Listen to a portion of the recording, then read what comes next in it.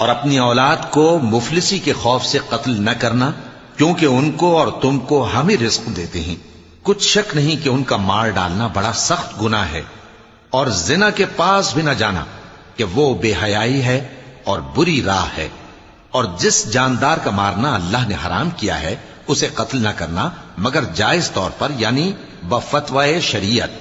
और जो शख्स जुल्म से कत्ल किया जाए, हमने उसके वारिस को इख्तियार दिया है कि जालिम कातिल से बदला ले, तो उसको चाहिए कि कत्ल के किसास में ज्यादती न करे, कि वो मंसूर व फतयाब है।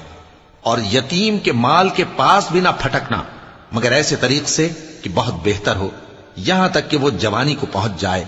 और अहद को पूरा करो कि अहद के बारे में जरूर पुरसिश होगी।